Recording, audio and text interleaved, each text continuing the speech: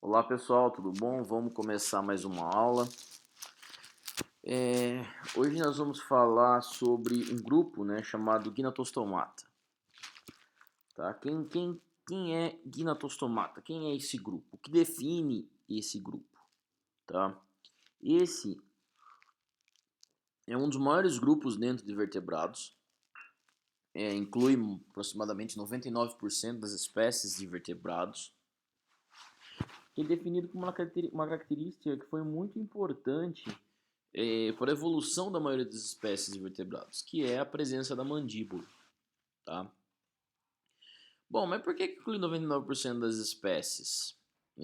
Que significa que nós, por exemplo, seres humanos, somos um gnatostomata? Significa, tá? Então nós somos também um gnatostomata. Isso aqui vem daquela história da classificação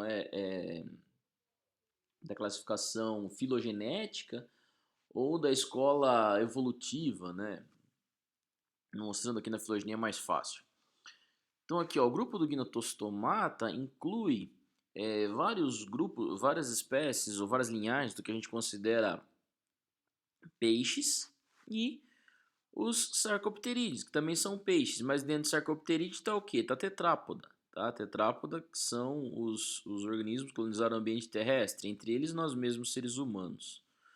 Ok? Então, a classificação filogenética fala que a gente tem que definir, na verdade, a escola filogenética dentro da sistemática diz que a gente tem que classificar grupos monofiléticos. Então, a gente está classificando aqui Gnatostomata, todas as linhagens que derivaram aqui desse grupo, inclusive os tetrápodas. Mas, quando a gente fala da escola evolutiva, né, a escola evolutiva define grupos parafiléticos. Então, por exemplo, nós vamos ter Gnatostomata menos tetrápoda. Né? Então isso significa que a gente teria só os peixes sarcopterídeos e todas as outras linhagens aqui de Holocefala, Asmobranca, Cantódeos, Actinopterídeo e várias linhagens dentro e os placodermos, né? E várias linhagens dentro de placodermos, tá? Então isso aí seria Gnatostomata. Mas como a gente segue a classificação filogenética, na escola filogenética a gente tem Gnatostomata, um grupo monofilético, incluindo tetrápoda. Ok? Então aqui surgem as mandíbulas. Tá? As mandíbulas por que ela é tão importante na evolução de grupos dentro de vertebrados? Porque a mandíbula está associada à alimentação. Tá? Alimentação. Então as especializações alimentares dentro de tetrápodas, dentro de Gnatostomata, está associada ao tipo de mandíbula, na verdade, a estrutura de cada uma dessas mandíbulas, ok? Mandíbulas que surgem aqui, mas que tem variações dependente do grupo qual a gente considera. Né? Então isso isso é extremamente importante, essa característica está associada às especializações alimentares dentro do grupo. Bom, a presença de mandíbula, que significa o quê? Maior quantidade de alimento. Maior quantidade de alimento significa um metabolismo mais acelerado. Metabolismo mais acelerado, isso é possível com várias especializações internas dentro do organismo. Entre eles, um estômago mais complexo, para um trato digestivo, na verdade, mais complexo, incluindo o estômago para poder processar o alimento, glândulas acessórias do trato digestivo, como do sistema digestivo, né, como fígado, o próprio pâncreas, tudo mais complexo, precisa de maior produção. O fígado precisa, se a gente consome mais alimentos, ele precisa degradar maior quantidade de toxinas. O pâncreas precisa produzir maior quantidade de hormônios, insulina, o glucagon. Nós precisamos de um trato mais eficiente, precisamos de um sistema circulatório mais complexo, precisamos de mais gases, então nós precisamos também de um sistema respiratório mais complexo, nós precisamos do que? De um rim que elimine as excretas nitrogenadas de uma maneira mais complexa, mais rápida, mais eficiente. Então, formas alimentares, aqui na verdade o surgimento da mandíbula também está associada a surgimento de várias outras estruturas ou o aumento da complexidade de muitas estruturas em muitas linhagens dentro de Gnatostomata, principalmente dentro de tetrápodes, tá? Está associado ao que também? Sistema muscular mais eficiente, porque nós já temos uma mandíbula mais eficiente para captura de alimento, mas a gente não tem velocidade para se locomover na água e posteriormente no ambiente terrestre e posteriormente no ar, né, como as aves. Então, nós precisamos de um sistema muscular e esquelético mais complexo, tá? Então, associado ao surgimento da mandíbula, vem aí associado uma modificação de várias outras estruturas corpóreas dentro dos organismos, ok? Tanto que Homer, em 62, disse que talvez o maior de todos os avanços na história dos vertebrados tenha sido o desenvolvimento das maxilas, né? E consequente revolução no modo de vida dos peixes primitivos.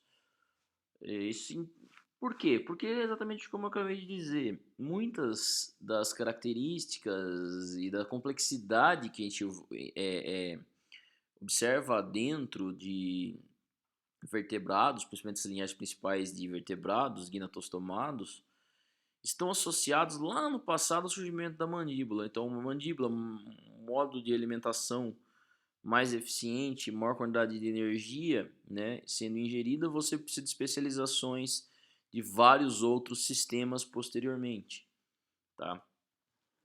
E então esse daí foi um dos eventos mais importantes na evolução dentro dos vertebrados, tá? E aí a gente tem surgimento de uma infinidade de outras linhagens com especializações ecológicas distintas, né? Aqui não estou falando especificamente de uma alimentação carnívora, herbívora, mas assim a variação toda de formas alimentares, tá? Então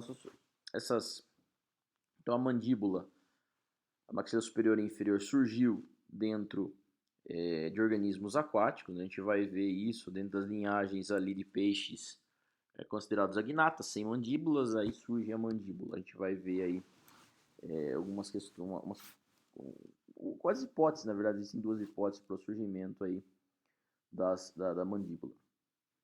Ok? Bom, de uma maneira geral, quais são os caracteres derivados dentro de gnatostomados? Ou seja, dos peixes que têm mandíbulas, tá? Então, primeira característica, mandíbula. E não só quando a gente fala aí dos agnatas, né? A aula passada foi agnatas. O que tem dentro dos gnatostomados, que são características dos gnatostomados que os tornam diferentes dos agnatos, né? O que surgiu aí nesse grupo que a gente pode falar que ele é mais complexo que os agnatos. Há várias características surgem. Primeiro, vamos olhar aqui. Em vermelho estão as principais, mas várias características vão surgindo. Primeira, nadadeira, vamos considerar primeiro aqui as nadadeiras pares, tá? Qual que é a importância da nadadeira par? A gente vai olhar elas daqui a pouco, na verdade, falando especificamente delas. As nadadeiras pares, qual a diferença? Para que serve a nadadeira caudal comparativamente às nadadeiras pares? As nadadeiras caudais, juntamente com os músculos axiais do corpo, dão impulsão, ou seja, dá uma maior eficiência na natação, maior velocidade de natação, tá? A gente tem vários tipos de nadadeiras caudais, né? Dificerca, heterocerca, homocerca, a gente vai falar delas.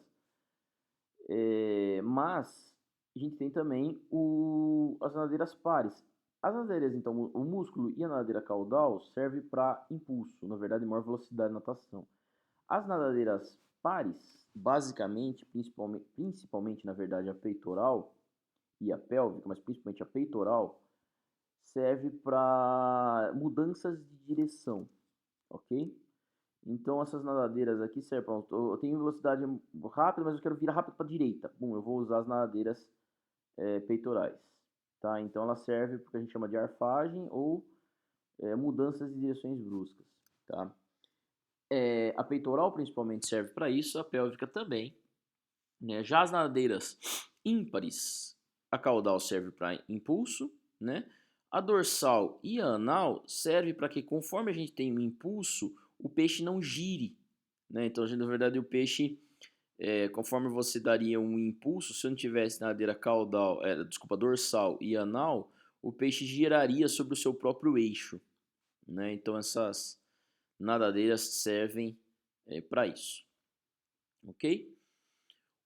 A gente já falou dos principais sistemas, mas o coração é um sistema extremamente importante. Se você tem uma alimentação maior, uma maior quantidade de alimento, uma maior quantidade de energia que ser ingerido, você precisa de um coração mais eficiente, um sistema mais eficiente. Então a gente tem a evolução de um sistema circulatório com uma bomba do sistema circulatório, que é o coração, mais não só eficiente, mas especializada para cada grupo, né? A gente tem aí principalmente o cone arterioso, que é a quarta câmara do coração. Lembra, a gente tem o seio venoso, átrio ventrículo, cone arterioso, que é o ponto de saída do coração, com inserções aí de artérias que vão dar uma complexidade maior para o coração. A gente tem um sistema aqui de elástico, na verdade, né, de fibras elásticas nessa região. Alguns grupos, na verdade, têm também fibras musculares que auxiliam no batimento cardíaco, tá? Então não é só o ventrículo que se contrai, mas o final aqui, que seria o cone arterioso, também se contrai. Em alguns grupos, como quando a gente fala aí de tetrápodas, como o mamífero, a gente tem a perda do cone arterioso e a perda do sino seio venoso, mas a gente também tem 4 câmaras, porque o ventrículo e o átrio se dividem em 2 câmaras cada um, né? A gente tem uma maior complexidade aqui de artérias que saem dessa câmara, que se liga diretamente ao ventrículo, que são as artérias, principalmente o arco aórtico, né? A artéria aorta, depois formam os arcos aórticos, ok? A gente tem em crocodilos formando o forame de Panizza, entre outras características, mas vocês vão ver essas especializações quando falar especificamente de cada grupo, ok? Mas a gente tem aí uma evolução de um sistema circulatório, da bomba circulatória, que é desse sistema, que é o coração, mais complexo, ok? Ou seja, essa bomba muda muito em diferentes grupos, tá? E aqui nos peixes mais basais, os gnatostomados, os primeiros gnatostomados, ela já é um pouco mais eficiente, sendo que o cone arterioso tem também capacidade de contração com fibras musculares cardíacas. Ok? A musculatura da faringe, ela também se torna mais complexa. Lembra que nos agnatos a gente tem aqui as fendas faríngeas, né? A gente chama fendas faríngeas, quem tem brânquia, fendas branquiais, né? Há uma mudança desse sistema de fendas branquiais nos grupos mais derivados, ok? A gente vai ver principalmente a mudança associada aqui à mandíbula. A gente vai ver que a mandíbula surge do primeiro e segundo arco branquial, ou primeiro e segundo arco faríngeo. Cada uma dessas estruturas aqui óssea da faringe vai dar a origem a outras estruturas aí, dependendo do grupo que a gente considera. Vou mostrar uma tabelinha para vocês dentro de vários grupos aí dos tetrápodes, tá? Essa parte aqui, tanto a mandíbula, né, maxila inferior e posterior, inferior e superior, e vários esses arcos faríngeos fazem parte do esplancnocrânio, tá? A gente tem o crânio dividido em esplancnocrânio, neurocrânio ou condrocrânio e dermatocrânio, que são as placas ósseas. Conforme a gente vai evoluindo, né, a gente vai saindo desses primeiros peixes, né, esses primeiros gnatostomados, até chegar em tetrápodas, essas estruturas vão evoluindo, ou seja, se modificando e dando origem a outras estruturas que a gente conhece nos grupos derivados, tá? Associado então a essas estruturas ósseas, vão se modificando também o que? As estruturas musculares, ok? Então no peixe a gente tem o maior você tem aqui o opérculo, que está associado à terceira, quarta, quinta, sexta e sétima abertura, arcos, na verdade, branquiais. Você tem musculatura que é associada para fazer o bombeamento da água que entra pela boca e sai por esses arcos branquiais. Bom, mas em seres humanos a gente não tem arcos branquiais, a não ser nos... O que seriam os arcos? Na verdade, não tem arcos branquiais, tem arcos faríngeos, que é o nome mais antigo, mais correto de se falar, durante o desenvolvimento, tá? Mas o que acontece com essa musculatura? Que dá origem a musculaturas que sustentam, por exemplo, o pescoço, né? e a parte interna aí da própria faringe, da origem epiglote, parte basal da língua, estruturas aí da laringe, depois da traqueia e tudo mais, né? E o que aqui nesses bichos a gente não tem traqueia, a gente não tem essas estruturas. Então, essa musculatura no primeiro momento da evolução se torna mais complexa para a ventilação das fendas branquiais. Depois ela vai se modificando juntamente com a modificação das estruturas ósseas aí, dando origem a especializações que a gente encontra em cada um dos grupos. Ok? Então, assim, tanto a musculatura quanto a estrutura óssea aí dos arcos faríngeos ou branquiais vão se modificando. Ok? Aqui o próprio surgimento da mandíbula, o primeiro ou segundo arco branquial se transforma na mandíbula, tá? O maxila inferior e superior e inferior. A gente tem aqui uma maior complexidade e surgimento aí de estruturas que a gente vai ver do olfato, né? Nos peixes mais seria primitivos, né? As linhagens mais primitivas ou ancestrais, a gente não tem um alongamento tão grande aqui da cabeça, essa cabeça ela é mais curta, né? A narina está numa outra posição, o olho está numa outra posição. Conforme a própria mandíbula surge, você tem uma mudança de posição de um olho para livrar, na verdade, a boca de machucar, por exemplo, o olho quando o bicho vai se alimentar. Um alongamento, então, acontece da cabeça, o olho fica numa posição diferente, né? Mais dorsal e lateral. Isso, principalmente nesses primeiros peixes, depois em mamíferos isso muda de novo. A gente tem um processo de cefalização, concentração dos órgãos sensoriais na cabeça, e os seres humanos têm uma visão não lateral, mas uma visão direcionada, né? Então a gente tem, por exemplo, dentro de mamíferos, a posição do olho se modifica novamente, né? A gente tem um olho aí numa posição frontal à cabeça, ok? Então o olfato também muda de posição, a gente vai olhar a modificação das narinas, né? A gente tinha uma narina única, depois dentro do gnatostomato surge uma narina dupla, ok? Posições do ouvido interno, então isso aqui muda completamente também. Ossos que faziam parte da mandíbula inicialmente se transformam em ossos da orelha, do ouvido médio, tá? Porque o ouvido interno fica dentro de uma estrutura óssea da cabeça, então, na verdade, a transmissão de som para o ouvido interno, que está dentro de ossos da cabeça, se torna menos eficiente, então surgem outros ossos, na verdade, não que surgem ossos da mandíbula acabam sendo modificados, e a gente tem estribo, martelo e bigorna para amplificar as ondas sonoras pro ouvido interno. Isso é muito interessante, né? Eu acho sensacional essa evolução da mandíbula a partir de ossos do arco primeiro e segundo arco faríngeo, depois a modificação desses ossos do arco faríngeo, que era a mandíbula nos ancestrais, se tornar ossos do ouvido médio, né? Isso é muito interessante. A complexidade muscular do corpo como inteiro muda, né? Aqui não só na forma de W, mas os músculos axiais também vão se tornando mais complexos, dependendo do tipo de movimento que esses bichos vão tendo, né? E ao surgimento aqui das vértebras diretamente, né? Então a gente tinha aí o tubo neural dorsal e a notocorda, mas a gente não tinha vértebras. A gente vai ver que tem um grupo ainda, os Myxine, né? As feiticeiras não têm vértebras. Depois vai surgindo estruturas ósseas para proteger aí o tubo neural dorsal, e a notocorda vai se tornar parte também desse sistema, principalmente vai se tornar os discos intervertebrais, tá? Então aí surgem as vértebras realmente, e a notocorda faz parte desse sistema aí para dar uma sustentação no corpo desses indivíduos e para proteger, ao mesmo tempo protege o tubo nervoso, o tubo neural dorsal. Bom, primeira estrutura que a gente vai falar, primeira estrutura que evoluiu que a gente vai falar é sobre mandíbula em vertebrados, tá? Então, como eu falei para vocês, a mandíbula ela surge do primeiro e do segundo arco faríngeo. Então, a hipótese é que o ancestral, a gente vai ver, tem duas hipóteses para a evolução da mandíbula, né?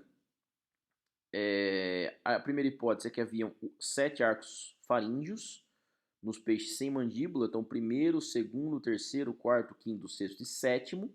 Tá? O primeiro e o segundo dá origem ao arco mandibular o primeiro dá origem ao arco mandibular e o segundo ao arco hioide.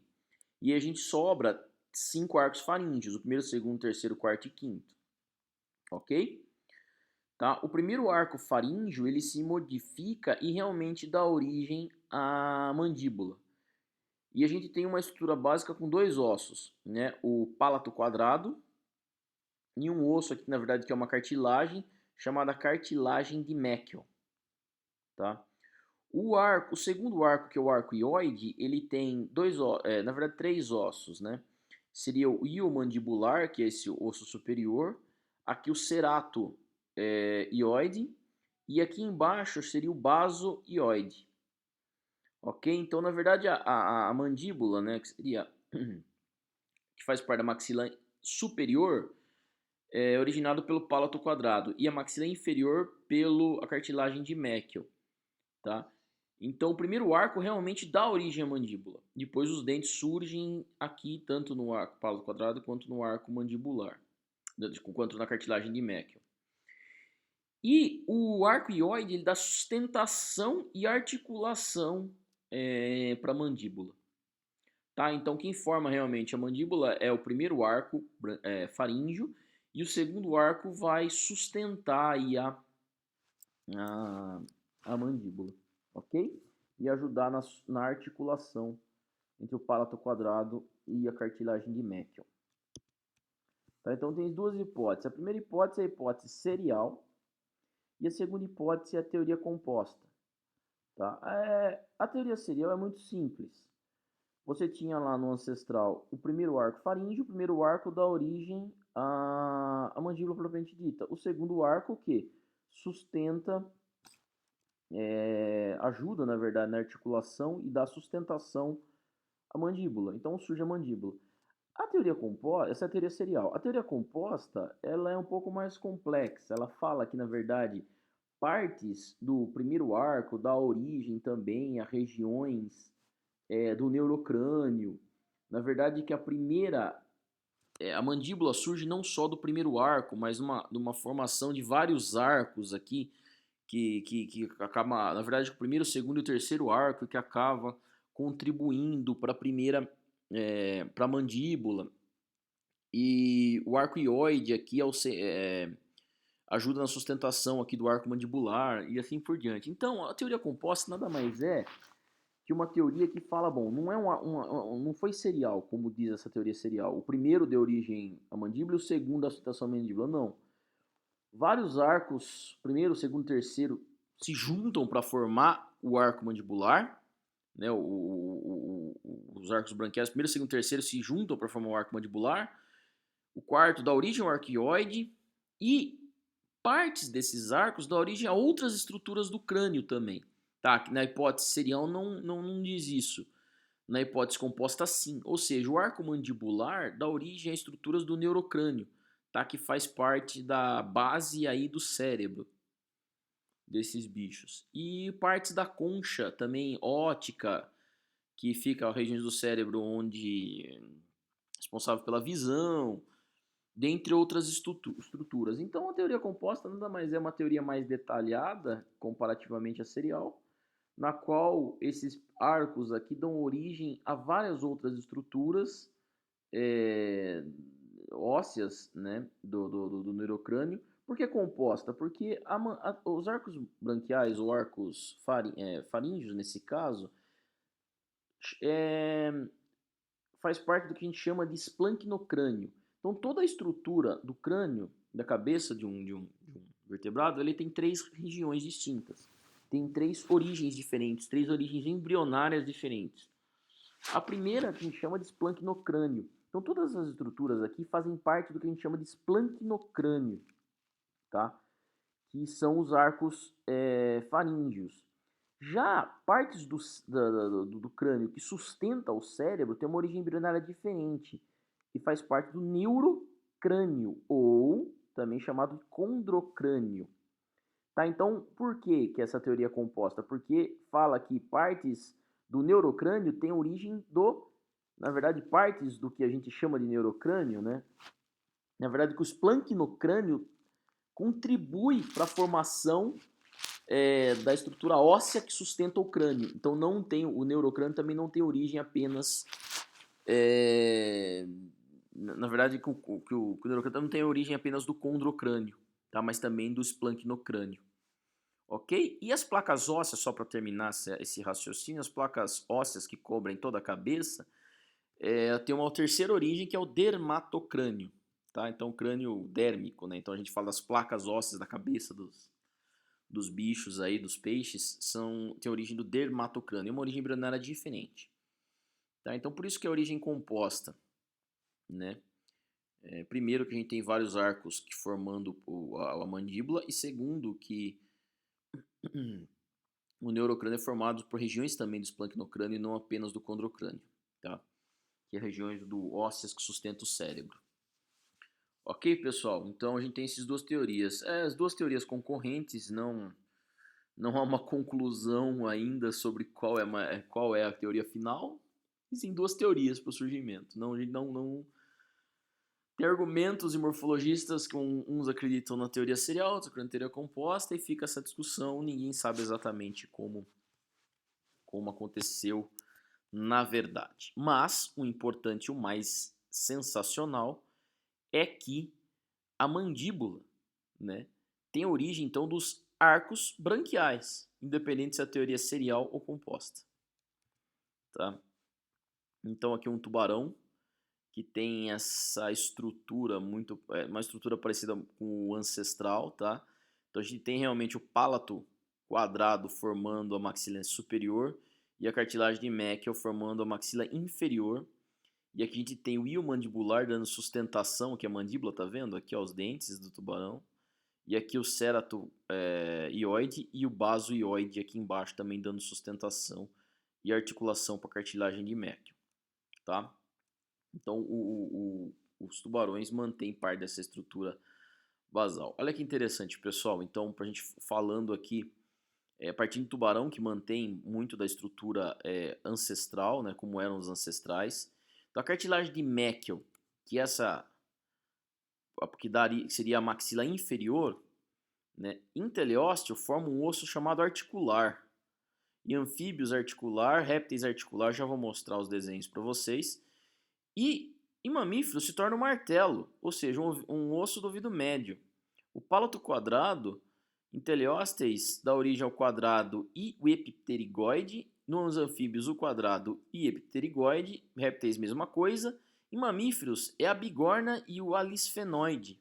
A bigorna também, outro osso aí do ouvido médio. A alisfenoide é um outro osso aí também que faz parte da cabeça, parte da estrutura da cabeça, mas o interessante é que o pálato quadrado não é a mandíbula nos mamíferos. O pálato quadrado, que seria esse osso aqui, é o osso do ouvido. Outro osso forma a mandíbula aqui dentro de mamíferos.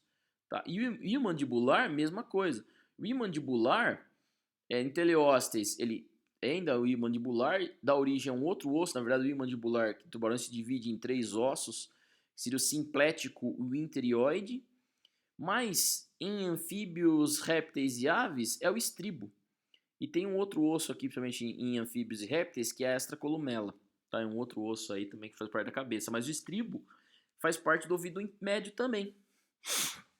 O ceratioide em tubarão também tem ceratioide em anfíbios, ceratioide em répteis, mas dentro de mamíferos é um corno, uma estrutura aí dentro do ioide, é uma saliência dentro do ocioide. E o basoioide se torna o corpo realmente do ioide. Então o ceratioide e o basoioide se juntam e dão origem a um osso que a gente chama de osso ioide. O ceratioide é uma saliência e o basoioide é o próprio corpo do ioide. Tá?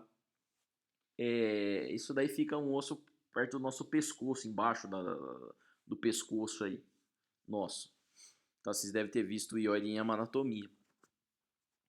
Mas ó, isso daqui, então o primeiro e o segundo arco branquial são essas estruturas. O terceiro arco branquial, em tubarões, são 4 ossos, né? O terceiro arco branquial dá origem são 4 ossos dentro de tubarões: o faringobranquial, epibranquial, ceratobranquial e hipobranquial. Lá em mamíferos vai ser o segundo corno do hioide, né? Muito interessante, né, pessoal? Então, assim, a modificação dessas estruturas aqui é interessante seguir a linha de modificação dessas estruturas dentro de gnatostomados, né, como era no ancestral e como é hoje nos grupos que existem, né, nos grupos viventes, né. Olha lá, pessoal, então vamos, a gente são 7 arcos branquiais no ancestral, ó, a gente tem o quinto arco branquial, não, vamos ver o quarto arco primeiro. O quarto arco branquial, lá em mamíferos, em nós, são as cartilagens da tireoide. O quinto é as cartilagens da laringe. Depois o sexto e o sétimo a gente perde. Tá? Por exemplo, o quinto tubarão é o sexto e o sétimo arco branquial, em nós não está presente. Mas o quinto tubarão é o quinto arco branquial, em nós formou a laringe. E o que é o quarto, em nós formou parte das cartilagens da tireoide. Tá? Muito interessante, né, pessoal? Eu acho isso sensacional. Então, a gente poderia classificar esses grupos de acordo com a estrutura aí da maxila, tá? Os grupos que não têm mandíbulas, né, os grupos não mandíbulas são os agnatos, a gente chama eles de paleostilia. Quem que são os paleostilias? São grupos que não têm a mandíbula. Tá? Então a gente tem o primeiro arco faríngeo, segundo, terceiro. O primeiro arco faríngeo dá origem ao quê? A mandíbula. Né? Então assim, os agnatos não têm isso. Então quando a gente olha lá os peixes sem mandíbula, são chamados de paleostilia. A gente olha lá uma feiticeira e uma lampreia, são paleostilia. Tá? Eles não têm mandíbula. A primeira estrutura que surge a partir do arco mandibular é essa estrutura aqui, um grupo que a gente chama de Euautostilia. Euautostilia são os placodermes e os acantódeos. Tá? Os placodermes são peixes com placas, acantódeos também são os peixes, ambos grupos extintos, tá? Já há muitos anos, eles são presentes lá no Devoniano, né, na idade dos peixes. Os acantódeos, já vou mostrar no final da aula uma morfologia, como seria um placodermes e um acantóide. O placoderme é um bicho que tem uma estrutura óssea extremamente resistente. Ele tem umas placas ósseas que chegam, um osso na cabeça chega a 5 centímetros de espessura. São os bichos grandes, chegam a vários metros de comprimento, tá? 5 metros de comprimento. Acantóides são peixes pequenos, com alguns centímetros de comprimento, bem menores, e com uma estrutura um pouco diferente, com 6 pares de nadadeiras, tá? Então, quem são o Euautostilia? O Euautostilia, a gente tem essa estrutura aqui, ó, de repente, a primeira, o osso, a parte superior do que a gente chama do arco faríngeo é o pálato quadrado, tá? A cartilagem de Meckel é a parte posterior do primeiro arco branquial, tá? Então forma aqui a parte superior da mandíbula e a parte inferior da mandíbula, ok? Superior e inferior da mandíbula. E o que nós temos aqui? O segundo arco branquial, aqui o ío mandibular, sustentando e dando a articulação, ajudando no movimento desses dois ossos para formar a mandíbula, ok? Aqui basicamente está representado o ío mandibular, mas o cerato, hioide, basoioide estaria aqui para baixo, tá? Então boa parte da articulação da mandíbula é dada pelo ío mandibular e a sua ligação com o quê? Com o restante do crânio. Isso é um ponto importante também.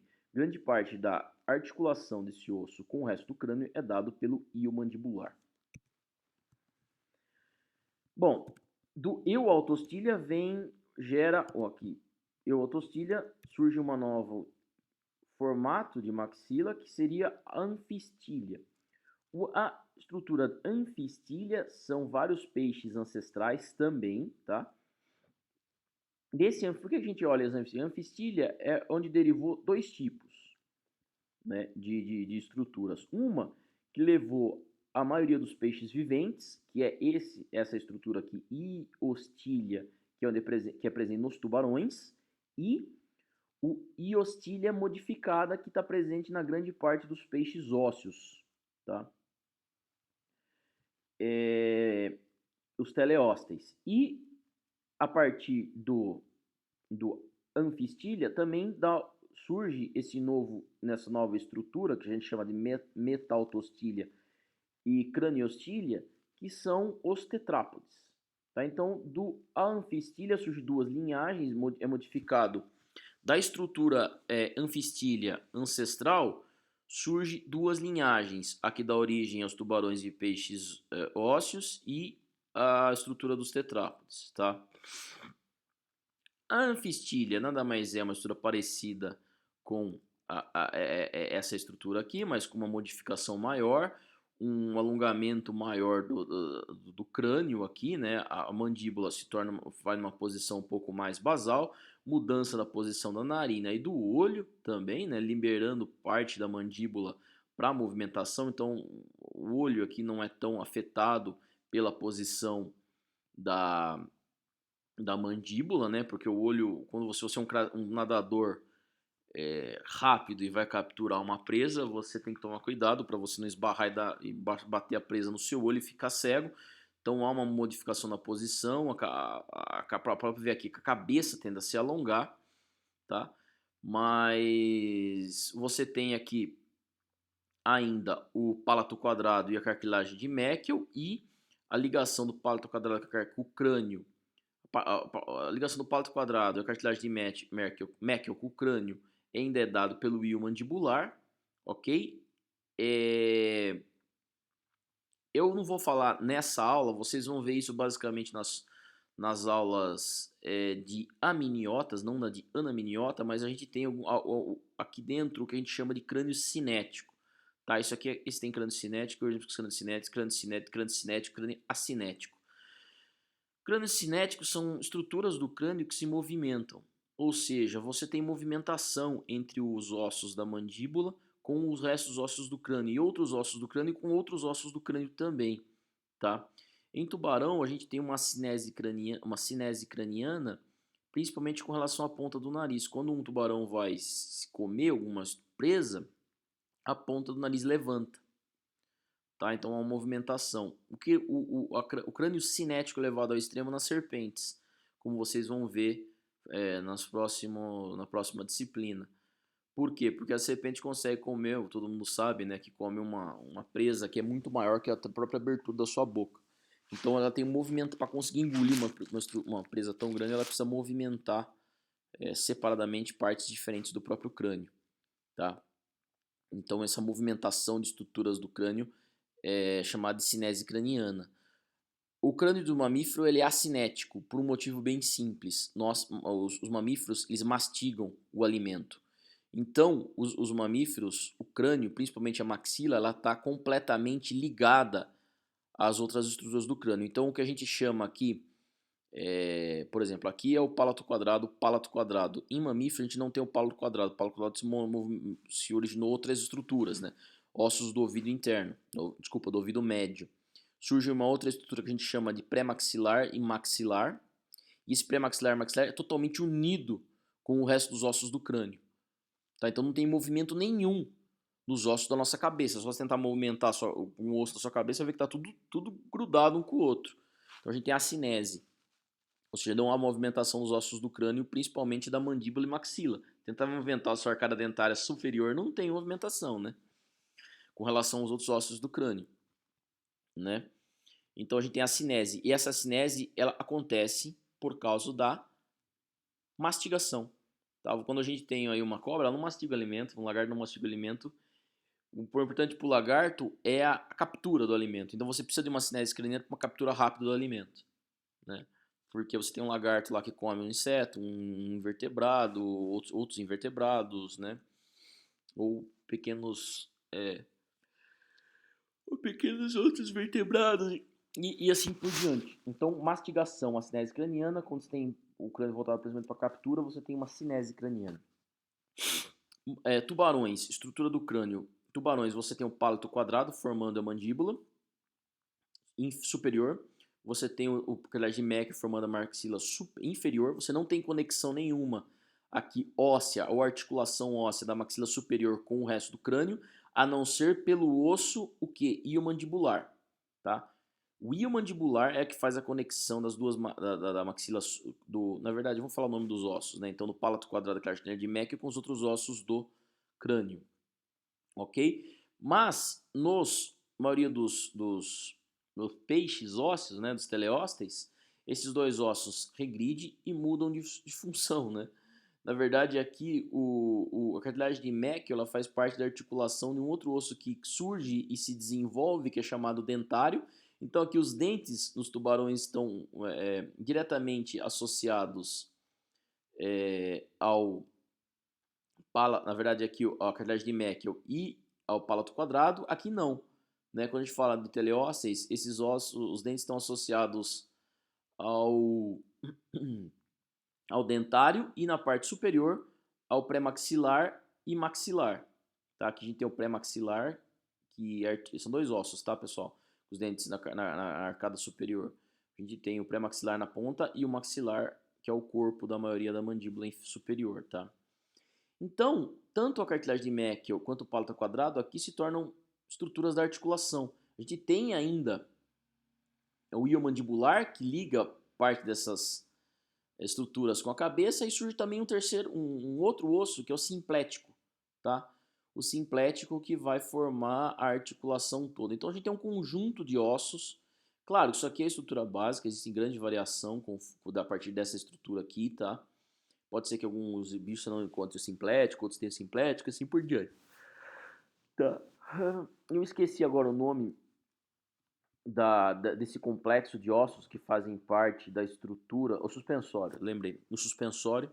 Então todos esses ossos fazem parte do que a gente chama de suspensório, que liga e faz a articulação aí do dentário com o pré-maxilar para fechamento e mordida dos teleósteos.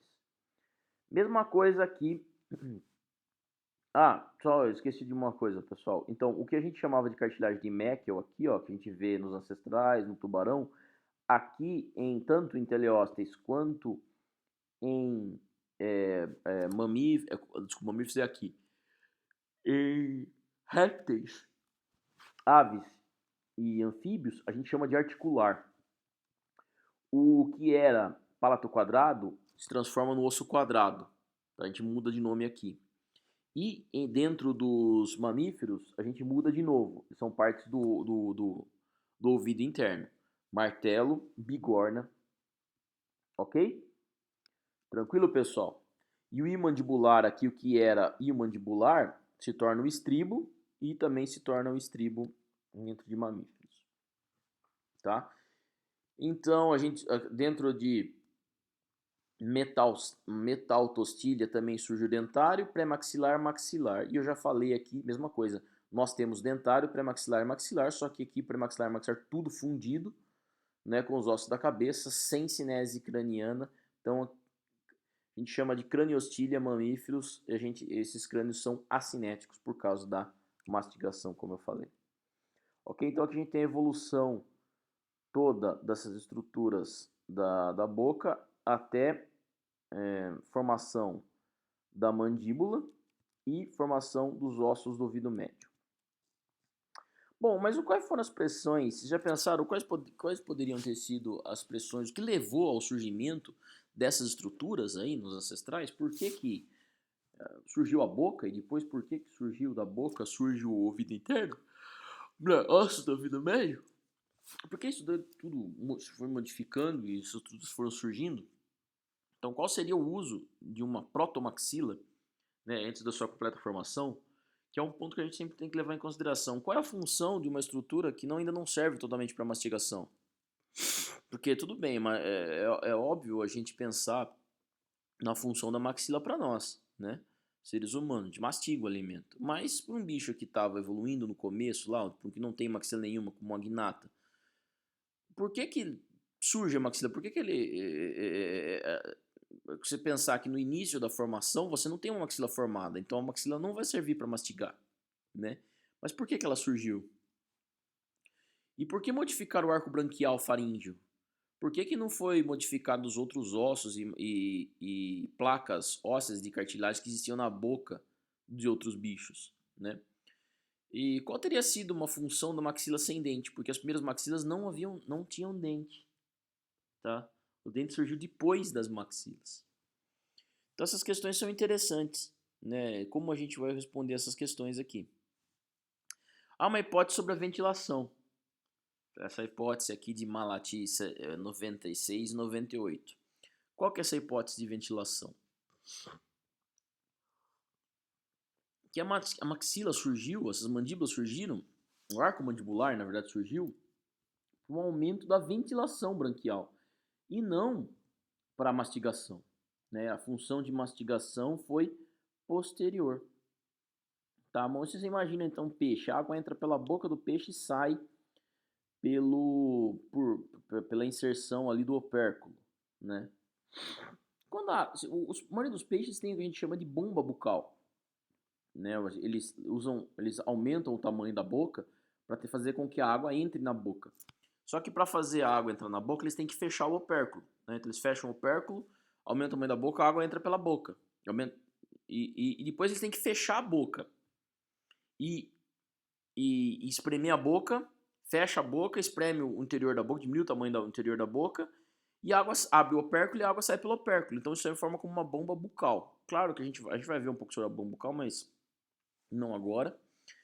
Ele é um pouco mais complexa do que isso, mas você imagina então que para você fazer pressão para a água sair pelo opérculo, você teria que fechar a boca, né? Então, o arco mandibular serve para isso, para você poder fechar a boca e poder espremer a água por dentro e ela sair para o opérculo. Ou seria, nesse caso, nos peixes mais primitivos, pelas fendas branquiais. Tá? Agora, se você tem a boca aberta e diminui o tamanho da boca para fazer a água sair, você vai regurgitar a água, ou seja, a água vai sair pela boca e pelas fendas branquiais. Metade vai ser pela boca e metade vai sair pelas fendas branquiais, né? Então, esse movimento de exalação, na verdade, a água entra, o bicho fecha a boca, diminui o tamanho da boca e espreme a água sai para onde? Pelos arcos branquiais. Tá? Então, primeiramente, a hipótese foi essa. A hipótese, na verdade, é essa. Primeiramente, essas estruturas surgiram para ventilar de uma maneira mais eficiente as brânquias. Então, a abertura e fechamento da boca surge para ajudar no maior eficiência para ventilar as brânquias, tá? Então, por isso que a gente tem uma modificação das estruturas aí do arco, primeiro arco branquial. E conforme esse movimento, na verdade, estruturas cada vez mais complexas foram surgindo, foi surgindo músculos cada vez mais complexos, né? E um arco mandibular cada vez maior, cada vez mais robusto, tá? Até o ponto de surgir, então, um peixe com uma mandíbula, capaz de fechar completamente a boca, auxiliando aí, no primeiro momento, na respiração. Sim, no segundo momento, para captura de alimento. A segunda hipótese, na verdade, o que sustenta também essa hipótese que a boca surge do primeiro arco branquial é que a boa parte da musculatura presente na boca está envolvida também, essa musculatura de fechamento da boca ela é homóloga aos outros músculos, na verdade, dos outros arcos branquiais, né? Então a gente tem aí aparentemente os ossos do arco mandibular do arqueoide são homólogos aos outros arcos branquiais e a musculatura da mandíbula também é homóloga às musculaturas que sustentam os arcos branquiais. Tá? Essa é uma hipótese. Então a gente teria aqui, esse daqui é o cenário de Matlat, né, que sugere quais seriam as pressões seletivas para fazer com que as mandíbulas surgissem. A gente tem aqui um ostracoderme. Ostracoderme são os peixes sem mandíbula, né? Então a gente tem uma boca, tá? A água entra pela boca e passa pelas fendas branquiais e aqui acontecem as trocas gasosas. Nada muito complexo, a boca circular, aberta. Esse padrão ancestral ele é mantido tanto nas feiticeiras, né? Que a água entra pela boca, passa pelas fendas. A gente tem uma estrutura ligeiramente diferente entre as fendas branquiais e feiticeiras e das lampreias. A gente já viu um pouco sobre isso, né? Mesma estrutura aqui presente também na lampreia, os ciclostomatas. A aula passada ou retrasada, não lembro, foi de ciclostomata, né? Então esse padrão ancestral ele é mantido aí tanto em mixíneas lampreias. No gnatostomado ancestral hipotético, o que a gente teria é quase uma capacidade de fechamento da boca. Então, para maior eficiência da expulsão da água, né, então se a água entra por aqui pela boca e sai pelas fendas branquiais, conforme a gente fecha a boca, né, a água e faz pressão aqui interna, uma diminuição da boca para cá e para cá, a água tende ao quê? A passar pelas fendas branquiais se a boca estiver fechada, com uma maior eficiência. Concorda, pessoal? A partir do momento... Então, a pressão de seleção foi essa. A gente tem estrutura muscular e o que a gente tinha de estrutura óssea aqui era principalmente o primeiro e o segundo arco branquial. Então, você tem aqui um início de fechamento da boca. Você tem primeiro um peixe que consegue fechar um pouquinho a boca, depois um pouco mais, depois um pouco mais, um pouco mais, até o primeiro arco fazer parte da estrutura de fechamento da boca e assim por diante. Então a gente passa de um ancestral gnatostomado hipotético, com capacidade de fechar a boca, limitada, até um com maior capacidade de fechamento da boca, que seria o primeiro gnatostomado, mais ou menos parecido com o que a gente tem no tubarão. Aonde a cartilagem aqui, né, do primeiro e segundo arco branquial, e na verdade onde não só a cartilagem, mas toda a óssea aqui do arco mandibular e do arco ióide fazem parte da estrutura que fecha a boca. Então você tem o primeiro e o segundo arco branquial modificado para estruturas aqui que fazem parte da mandíbula desses peixes, tá? E a função de troca gasosa é mantida no terceiro, quarto, quinto, sexto e sétimo arco branquial. Ok, pessoal? E aí o primeiro e o segundo arco, primeiro arco, arco mandibular, segundo arco, arco ióide, sustentação do arco mandibular. Tá? É isso que a gente vê. Tranquilo, pessoal, sobre o surgimento da mandíbula? Vamos então falar um pouco sobre os dentes. Os dentes não surgem no primeiro momento, surgem posteriormente ao surgimento das mandíbulas, né? Tanto que os primeiros placodermes eles não tinham dentes, tá? Então os primeiros peixes lá com mandíbulas não tinham dentes, os placodermes não tinham dentes. Os dentes vão surgir lá no ancestral, entre acantódeos, condrictes e osteíctes. O primeiro tipo de dente que surge é o que a gente chama de polifiodonte. Tá? O que é o dente polifiodonte? Polifiodonte são os dentes que são trocados o tempo todo, como acontece nos tubarões. Tubarões é bem notável essa característica. A gente tem um tipo de polifiodonte que é esse dente que se substitui o tempo todo. Então a gente tem esse dente que é funcional. A partir do momento que o tubarão come alguma presa, tal, pode ser perdido o dente, já tem um outro dente de reposição automaticamente atrás desse outro dente, tá? Então assim, você tem vários dentes de reposição para repor o dente que foi perdido. Isso é uma dentição polifiodonte. Os dentes são repostos continuamente. Agora, e os nossos dentes, os dentes dos mamíferos? Por que nossos dentes também não são repostos continuamente? Alguém sabe essa questão? Nossos dentes não são repostos continuamente porque o nosso dente, por causa da mastigação, tá? Como a gente mastiga o alimento, quando a gente fecha a arcada superior com a arcada inferior, nós conseguimos uma posição quase perfeita entre o encaixe da arcada superior com a inferior. Tá? Se os nossos dentes fossem repostos continuamente, como acontece nesses outros organismos, como o tubarão, o que acontece é que nós não fecharíamos a arcada perfeitamente, a primeira e a segunda, entre a arcada superior e a inferior. Isso atrapalharia um pouco, ou atrapalharia, na verdade, a mastigação. Então o que a gente tem aí é um fechamento. Então o que a gente tem aí é que a troca de apenas de uma vez do dente, que é o dente de leite para o dente permanente, né? Que é o dente nas crianças, né? Quando a gente cresce, que troca uma vez, esse dente é mantido até o final da nossa vida. Isso surge por causa da mastigação, né? Ou também chamada de oclusão, fechamento perfeito da maxila superior com a inferior, né? Então o padrão que nós temos em mamíferos é o padrão difeodonte, tá? Duas dentições. Já nos maioria dos tetrápodes e também dos peixes, né? Na verdade dos ginatostomados, de uma maneira geral, é polifeodonte, tá? Então essa é a primeira classificação que a gente faz de dentição. Tem várias classificações de tipos de dentição, né? A primeira delas é essa dentição aí tipo de troca, né? Então a gente tem polifeodonte para quem troca continuamente, quem troca apenas uma vez, difeodonte, mamíferos, por causa da mastigação. Placodontes não tem dentes, desculpa, placodermes não tem dentes, né? Condrictes e osteíctes, o dente ele não está inserido no osso, como aqui a gente consegue ver, mas ele está sobre uma pele. Por isso que é tão fácil de perder um dente de um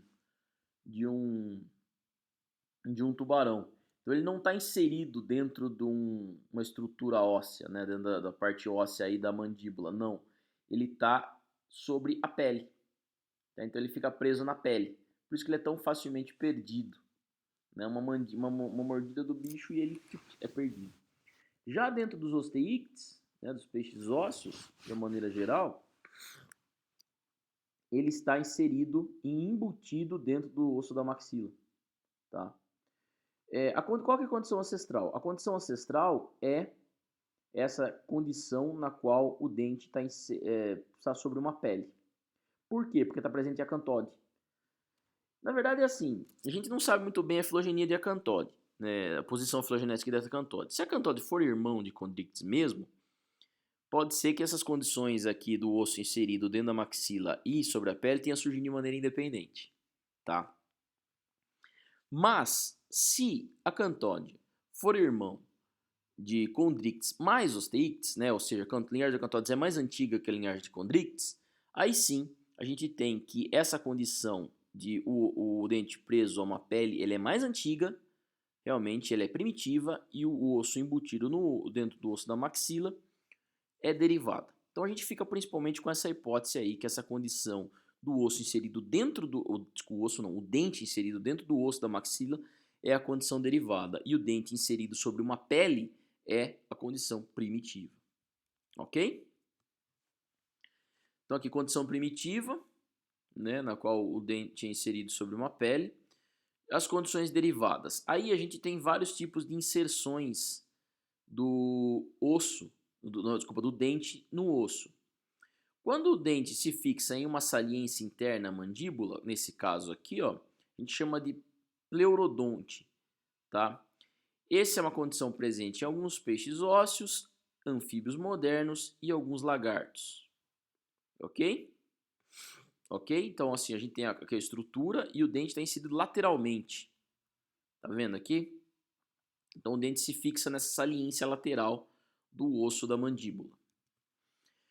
A gente tem a condição acrodonte, né, que é quando o dente se funde ao osso mandibular, tá? E de uma maneira bem mais superficial, aqui, tá? Então ele fica na pontinha, lá na superfície do osso, tá? O dente fica na superfície do osso. Essa é a condição acrodonte. E a gente tem a condição tecodonte. A condição tecodonte é a condição que a gente encontra aí em répteis, principalmente dentro dos arcossauros, né? E nos mamíferos, que é o dente dentro do osso, tá? Então assim, o dente fica dentro de uma cavidade do osso. A gente tem aqui o osso, um buraco aqui não está mostrando o corte, aqui está mostrando o corte, né? Aqui tem um buraco aqui dentro dentro do osso da mandíbula, da maxila, e esse dente ele fica inserido aqui, tá? Aqui dentro. A gente tem uma raiz, tem toda uma estrutura aqui que sustenta ele interna, né? E o que a gente fica para fora aqui é a estrutura de mastigação do dente, ok? Então a gente tem essas três classificações de pleurodonte, acrodonte e tecodonte. Ok, pessoal? Existem outras classificações também de dentes que a gente vai ver só lá em... Vamos ver se a gente vai ver só quando chegar em mamíferos. Tem vários outros tipos de dente. Tem dentes de corte, dentes carniceiros, incisivos, molares, premolares. Vocês são familiares de muitas dessas classificações, mas dentes é bem complexo, né, para tetrápodes. Isso mostrando já a importância que tem a alimentação para esse grupo, né? Nadadeiras, surgimento das nadadeiras. Como a gente já falou, a importância das nadadeiras. Os tetrápodas surgiram, os vertebrados surgiram onde? No ambiente aquático, né? Então, qual a importância da nadadeira? Bom, sem nadadeira você não se movimenta no ambiente aquático, né? Aqui dá impulso, aqui faz com que o corpo não gire, né? E as que fazem com que você mude de direção. Peitoral, pélvica, dorsal impulso, caudal impulso, estrutura do corpo, do próprio corpo do bicho impulso, dorsal, adiposa e anal, para o bicho não girar dentro do próprio eixo dele. A gente tem uma variação de tipos de nadadeiras de diferentes grupos de peixes, né? A gente tem esse tipo de nadadeira de dificerca, heterocerca, homocerca, dependendo do grupo, né? Existem especializações dependendo do grupo, né? A gente tem aqui, por exemplo, um cascudo. Um cascudo não é um grande nadador, mas ele se fixa à rocha. Então, a peitoral serve para mudança de direção, serve para outras coisas, mas serve também para ele ficar apoiado na rocha. Ele tem aqui os odontódios, né? São estruturas, são nada mais que estruturas semelhantes a dentes. Tá? São dentes pelo corpo, os odontódios. E o cascudo tem muito odontódio. Eles ficam associados à rocha, então essas estruturas dão ali, esses odontódios dão fixação a esses peixes às rochas. Né? Mas nadadeira de maneira geral, para quem são grande nadador, como um lambari, é importante para o movimento. Outros peixes não são grandes nadadores, mas têm grande capacidade de manobra, como são esses peixes elétricos chamados da ordem Gymnotiformes. Eles movimentam, só que a nadadeira anal deles, ele bate essa nadadeira num movimento ligeiramente diferente. A gente vai ver depois as características, né, desse grupo aqui. Ele é um peixe elétrico. E ele movimenta essas nadadeiras aqui anal, que ajuda no movimento dele. E ele tem grande capacidade de manobra. É um bicho que vive em charcos, tá, em alagados. Mas o padrão básico é essa nadadeira de Ficerca, lá em Sarcopterygia. A gente encontra essa nadadeira dentro do selacanto, né, gênero Latiméria. Heterocerca, que a gente encontra em tubarões. Esse tipo de nadadeira, quando ela bate, faz com que a cabeça levante. É como se o lobo superior ele é mais desenvolvido, o bicho movimenta esse lobo aqui superior e a cabeça levanta. Então, esse tipo de nadadeira assimétrica ela é importante para esses bichos nadadores pelágicos como os tubarões, né? Faz com que ele tenha nadar para uma região mais a cabeça levante, né? Então, tenta a força seja de força ascendente para esse bicho. E a nadadeira homocerca, presente em muitos peixes, principalmente os peixes ósseos de uma maneira geral, tá? Que não tem uma direção para cima ou para baixo, mas o lobo superior é da mesma distância do lobo inferior. Ok?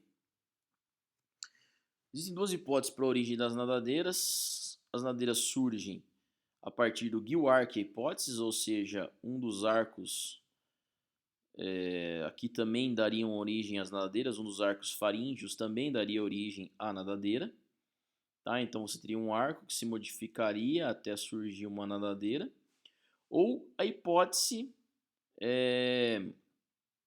que você teria uma nadadeira maior, distribuída por todo o corpo do bicho, e a partir dessa nadadeira maior, aqui também é uma nadadeira que daria impulso, né? Ela surge aí para dar movimento ao bicho, tá?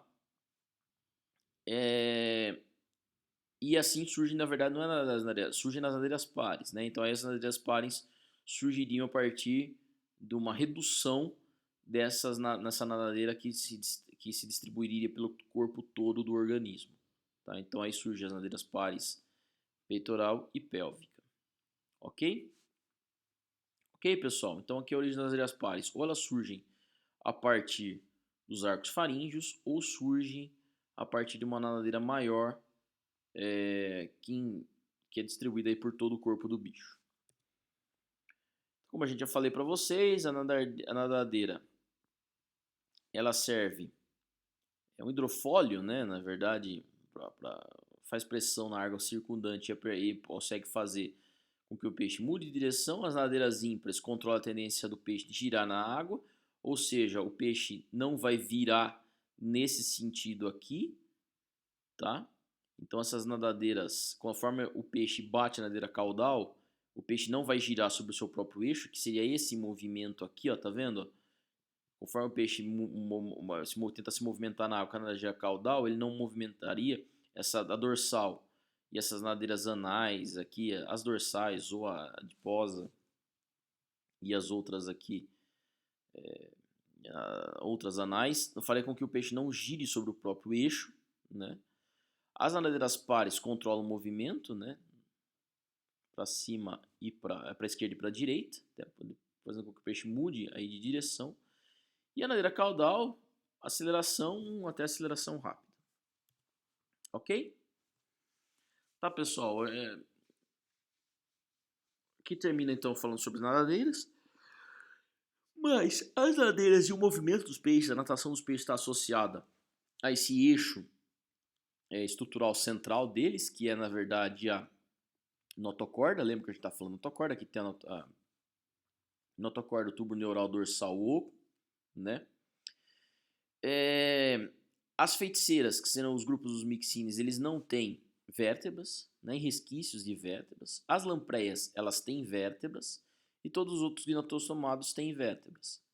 Tá? Então, mesmo assim, as lampreias, as feiticeiras, na verdade, são inseridas dentro dos vertebrados. Há classificações na qual as lampreias, as feiticeiras são irmãos de lampreias mais gnatostomados, e aí, na verdade, vertebrados a lampreia não é considerada vertebrados. Mas as hipóteses mais recentes colocam feiticeiras e irmãos de lampreias, como a gente já viu na aula passada.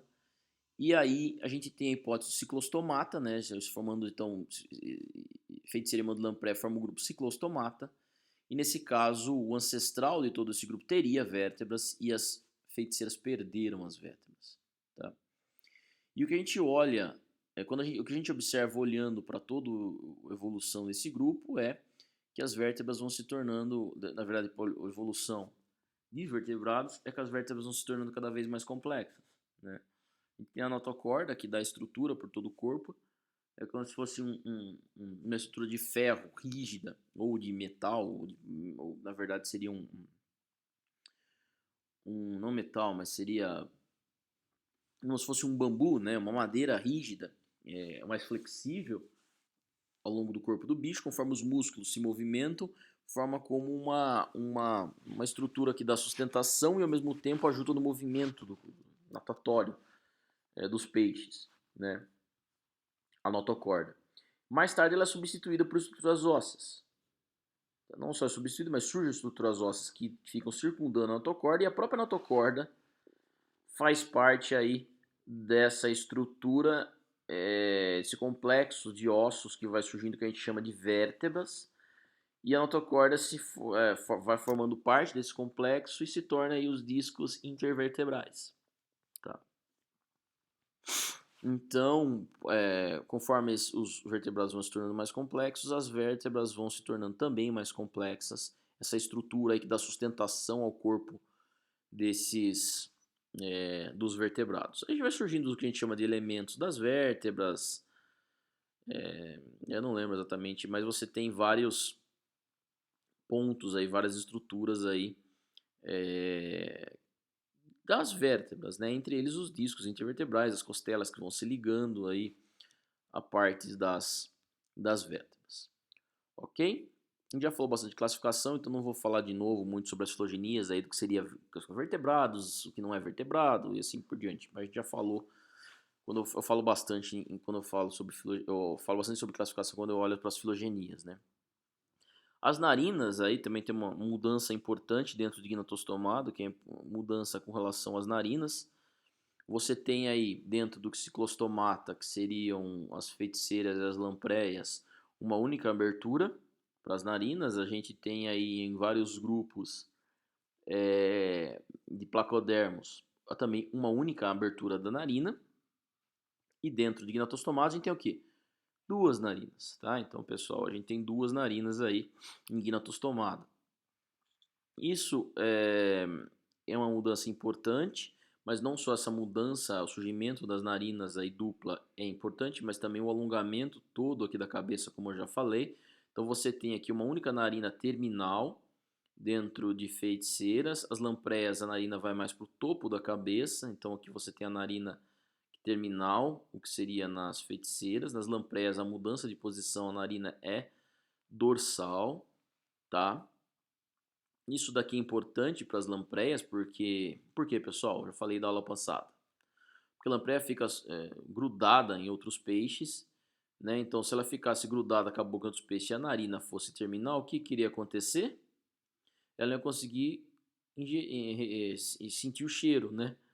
Das águas, a água também não conseguiria entrar. O espiráculo também desses bichos é mais superior na cabeça. Então, como ele fica grudado, se a narina e o espiráculo não fosse superior à cabeça, ele não conseguiria sentir o cheiro, a entrada de água também não aconteceria, né? Então, ele não conseguia respirar agregado a um outro bicho. Quando ele, na verdade, estaria preso a um outro bicho. Já nos gnatostomados, o que acontece é o alongamento da cabeça. Está vendo que toda a cabeça se alonga aqui na frente? Então há uma mudança de posição do olho, numa posição mais lateral e longe da boca. Tá vendo a boca aqui? A cabeça se alonga de uma maneira... A cabeça se alonga para frente, numa região anterior. As narinas ficam numa região mais terminal aqui. E longe também na boca. Uma posição que o peixe pode, como o tubarão, pode se alimentar, né? Sem machucar nem as narinas nem os olhos. Ok?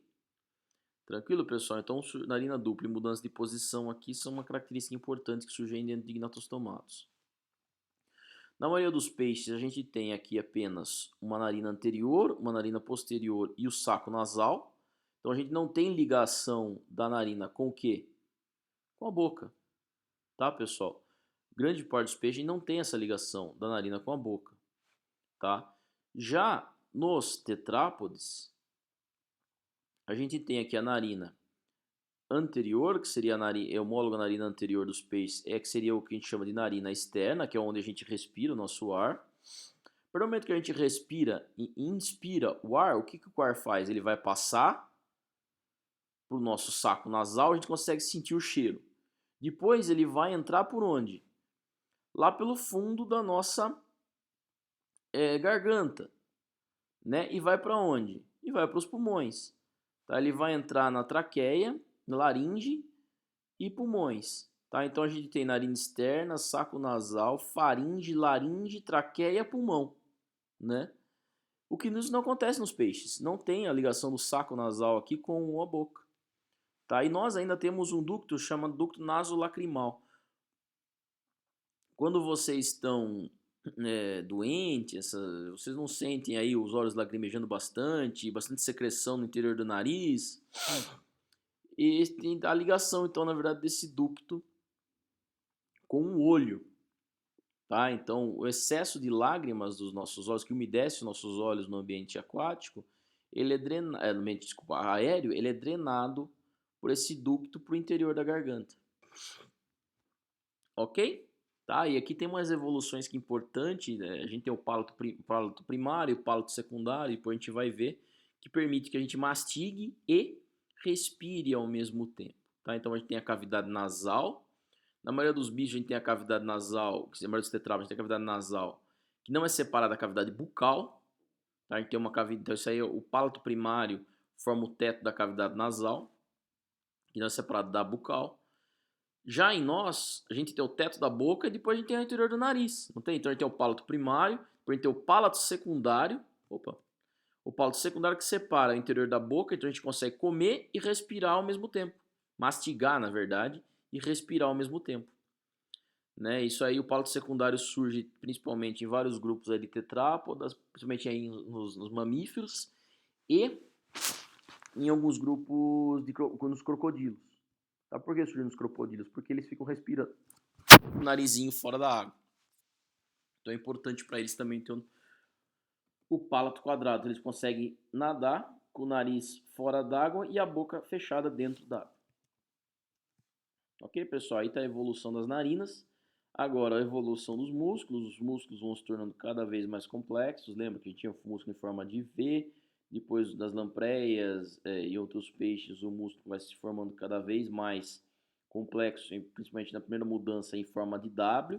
Mas a gente tem uma infinidade de outros músculos, principalmente mudanças dos músculos axiais aí e na região ventral, vai tornando-os cada vez mais complexos, com disposições diferentes, não só em forma de W, mas outras disposições aí que permitem outros tipos de movimento. Nós, por exemplo, tetrápodas, com movimento bípede. Tá? A gente anda sobre 2 membros apenas. Então, a disposição das fibras musculares vão se tornando cada vez mais complexas dependendo do tipo de movimento que vai surgindo aí, né? Quem sai do movimento aquático para o movimento terrestre precisa se locomover com as nadadeiras, então há uma mudança grande aí da disposição dos músculos associados aos membros anteriores e posteriores, seria nadadeira posterior e nadadeira anterior e posterior. Tá? Alimentação e outras, como a gente já tinha falado no começo, alimentação, estilo de vida mais ativo, modifica muito das características internas. Se eu preciso comer mais, se eu consumo uma quantidade maior de energia, né, de alimento, eu tenho mais energia, eu preciso de outras especializações. Coração mais complexo, câmara adicional, né, um coração mais eficiente. Aí a gente tem uma variação grande que a gente vai ver especial do coração em cada grupo. Há um surgimento de uma veia chamada porta renal, tem a veia porta hepática, o estômago se torna, surge na verdade o que a gente chama de um estômago verdadeiro, um saco aí dentro dos grupos. Por que esse estômago, por que surge o estômago? A hipótese de surgimento do estômago não é no primeiro momento para digerir melhor o alimento. O estômago surge como um saco para armazenamento do alimento. Né? Tem alguns organismos terrestres que não se alimentam o tempo todo. Não é como um peixe que come outro peixe que o tempo todo aí tem peixe do lado dele, com o alimento dele. Não, é um bicho de deserto. Por exemplo, um leão. Vai se alimentar uma vez, sei lá, a cada 3, 4 dias. Então, o que acontece é que surge um reservatório de alimento. Né? Então, o estômago surge como um reservatório de alimento para muitos grupos. Né? E por que tem tanto ácido no estômago? Para o alimento não apodrecer. Tá? Num primeiro momento, então, o ácido do estômago e a estrutura do estômago surge como um reservatório de alimento. E o ácido é para o alimento não apodrecer. Então você consegue produzir bastante ácido e as bactérias, você diminui a quantidade de bactérias que vão atacar a carne ou os vegetais, depende do que você se alimenta. Né? Então aí que o estômago surge como um reservatório. Posteriormente, claro, é um reservatório para nós seres humanos, mas ao mesmo tempo é uma câmara no qual se inicia a digestão. Aí você vai ter um sistema digestivo cada vez mais complexo, dependendo do grupo que você tenha. Por exemplo, seres humanos, a digestão se inicia na boca, né, que seria a digestão mecânica, e também com enzimas, né, da amilase salivar e outras enzimas aí que se inicia na boca, tá? Mas, no primeiro momento, o estômago, uma parte mais dilatada do sistema digestivo, serve como armazenamento do alimento. E outras glândulas associadas, pâncreas, válvulas que vão surgindo para diminuir a velocidade de passagem do alimento no próprio trato digestivo. Né? Uma outra novidade que surge aí, que as gônadas aí, né, o ducto da gônada vai se ligar à cloaca. Tem alguns grupos aí que as gônadas não se ligam diretamente à cloaca, mas parte externa ou com parte do celoma. Né? A gente viu isso daí já em outros grupos. Então surge aí a cloaca, na qual sai termina o final do trato gastrointestinal, né? Acaba o final lá do sistema urogenital. e do sistema excretor. Placodermes. Então, bom, pessoal, vou falar rapidamente, então, só para vocês saberem quem são os placodermes. Placodermes, ó, gnatostomadas está aqui. Então, depois surge a mandíbula, o primeiro grupo aí, na verdade não é o primeiro grupo, o placodermes é um grupo parafilético, né? Várias linhagens surgem a partir do momento que do ancestral com mandíbulas, surgem várias linhagens da qual a gente genericamente chama de placodermes, né? Uma das linhagens dá origem aos eugnatostomatas, que são os maioria dos peixes viventes, incluindo os tetrápodes, tá? Agora, placodermes são essas linhagens extintas dos primeiros gnatostomatos. São peixes do Devoniano, Devoniano é a idade dos peixes, muitos peixes predadores, tá? Eles tinham uma placa dentária desenvolvida, mas não tinham dentes. São bichos praticamente bentônicos e algumas formas pelágicas. Eles tinham placas ósseas articuladas, mas placas ósseas extremamente pesadas. Tá? Alguns bichos eram bem grandes, com mais de 5 metros de comprimento, com placas ósseas que chegavam a 5 centímetros de espessura. Tá? E aqui surge uma novidade, que se é dentro dos placodermos, né, os ostracodermos também são peixes ósseos, mas surge aqui o tecido ósseo celular. Isso é muito importante porque os ossos desses peixes mais primitivos não tinham células, não formavam os osteoblastos, né? Como a gente aprendeu lá em histologia. Então aqui o tecido ósseo celular surge dentro de placodermos. Então, a gente tem aí os ossos com pequenas cavidadezinhas, que é o local onde ficariam os osteoblastos, tá? Então aqui os placodermes, suas carapaças ósseas desses bichos eram extremamente pesadas, então esses bichos não tinham uma velocidade de natação tão eficiente como a gente vê nos peixes hoje, né? E era uma armadura óssea realmente, tá? Uma armadura que impedia com que eles que eles fossem predados, ajudava na sua proteção. Tá? Aqui ó, outras formas algumas formas aqui mais pelágicas, né, e umas formas mais bentônicas associadas ao fundo. Esse aqui é achatado dorso ventralmente, esse bicho lateralmente, né. Então existiam formas que ficavam associadas a mente pelágico, outras formas bentônicas aqui sempre associadas ao fundo, né. Aqui para vocês terem uma noção do tamanho desse bicho. Tá, um bicho realmente grande, chegando a 10 metros de comprimento, uma espécie desse gênero aqui, do gênero Dunkleosteus. Aqui eu tenho um videozinho mostrando.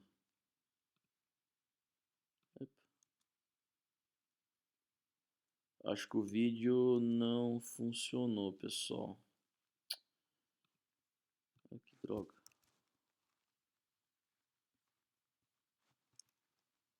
Vamos ver se funciona, se fixar aí.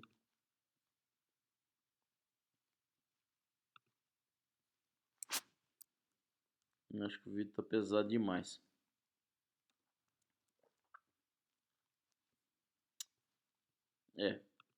Desculpa, pessoal, não vou passar esse vídeo aqui, tá muito pesado, tá travando tudo. Aqui, bom, então, só para mostrar umas formas no vídeo, como não deu para passar, vamos em frente. Aqui mostrando os períodos, esses vários grupos que surgiram. Lembra dos conodontes? A gente falou um pouco dos conodontes, elementos conodontes, lembram lá que existiam lá no Cambriano, Ordovicianos, final do Siluriano, não sabia o que era, depois descobriu que eram dentes de peixes, né? Os ostracodermos, também peixes sem mandíbula, tá? Que surge aí, ó, no meio do Siluriano, começo e meio aí do Siluriano. E, na verdade, no final do Siluriano, várias linhagens, a maioria das linhagens de peixes surgem, tá? Surge aí acantódeos, os condrictes, os placodermos e osteíctes, tá? Muitas das linhagens já foram extintas, né? Mas duas grandes linhagens, se a gente considerar osteíctes e condrictes, são quem está presente hoje, as únicas duas linhagens sobreviveram, né? No Devoniano a gente tinha a maioria dessas linhagens coexistindo, né? Todos esses grupos aqui coexistiam lá no Devoniano. Por isso que o Devoniano é considerado aí a idade dos peixes, né? A gente tinha várias espécies de conodontes, os tracodermos, acantódeos, condrictes, placodermos e osteíctes convivendo lá no Devoniano, né? Os placodermos, uma das hipóteses para a extinção dos placodermos, para os acantódeos e para os conodontes é a competição com condrictes e osteíctes, tá? Primeiro, você tem um placodermo. Ele é um grande caçador? Bom, ele é um peixe grande, ele tem uma armadura óssea eficiente para proteção, mas ao mesmo tempo essa armadura óssea faz com que ele seja muito pesado, então ele não tem uma eficiência grande de natação como tem quem? Um condrictes e osteíctes. É como se, então, quando a gente vê peixe cartilaginoso e peixe ósseo com escama, são duas estratégias de vida para diminuir o peso, né? Se você é muito pesado, como um placodermo, como um acantódeo, você não consegue nadar muito bem, não consegue predar outros organismos de uma maneira tão eficiente quanto se você tem um corpo mais leve, tá? Como é condrictes e osteíctes. Então, o osteíctes evolui para a perda dessas estruturas ósseas pesadas. E osteíctes, condrictes, né, sobre a perda dessas estruturas ósseas pesadas. Por isso que é um peixe cartilaginoso. E osteíctes, eles evoluem para não ter essa estrutura óssea pesada, mas a novidade evolutiva que surge aqui são as escamas. As escamas ósseas que são relativamente leves comparado com as placas ósseas. Então, você tem uma estrutura de proteção muito eficiente dentro de osteíctes, que são as escamas ósseas, mas ao mesmo tempo eles são bem mais leves que os placodermos. Então a competição com os placodermos leva os placodermos à extinção.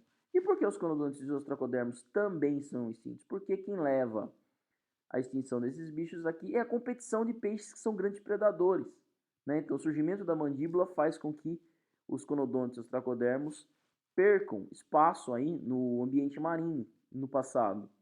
E depois, então surge acantódeos e placodermos. Agora, a competição com organismos são mais leves e mais eficientes na natação, e assim predadores mais eficientes, fazem com que os acantódeos e os placodermos percam também espaços aí nos mares antigos, né? E assim, no final aqui do Triássico, a gente tem praticamente todos as linhagens de peixes extintas, com exceção de condrictes e osteíctes, né? A maioria é extinto ali no período cambriano, no começo ou até o final do cambriano, e os conodontes, eles duraram mais tempo, ele é extinto no final do Triássico.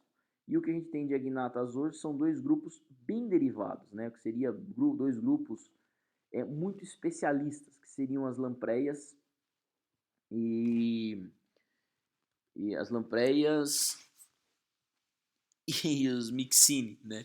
Que são as feiticeiras, ou seja, eles têm umas especializações alimentares muito grandes, né? Eles se alimentam ali de peixes em decomposição ou são parasitas de outros peixes ali, né?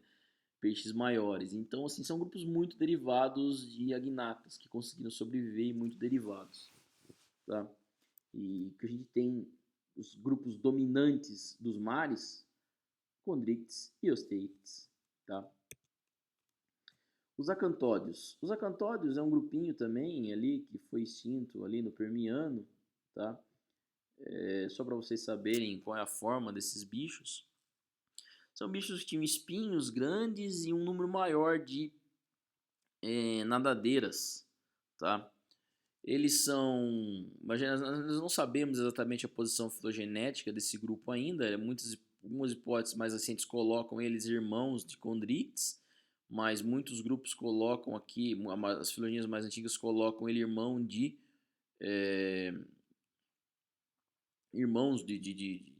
condrictes mais osteíctes, né?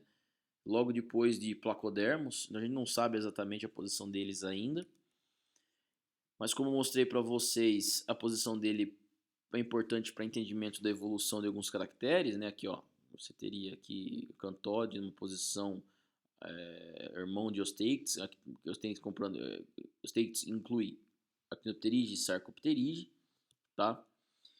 Quem são esses bichos? São os peixes pequenos, relativamente pequenos, comparado aos os placodermos, que têm vários metros de comprimento. Esses peixes têm são pequenos, tá? Eles têm várias nadadeiras pares, então se nós, por exemplo, tivéssemos evoluído na verdade nós não, né? Eu quero dizer, nossa linhagem ancestral, que seria os tetrápodes, tivesse evoluído de acantóide, provavelmente ele teria, nós seríamos hexápodes hoje, não teríamos apenas 2 conjuntos de membros, mas 6 conjuntos de membros. A gente era mais parecido com a Shiva, lá do Shiva do Mortal Kombat, né?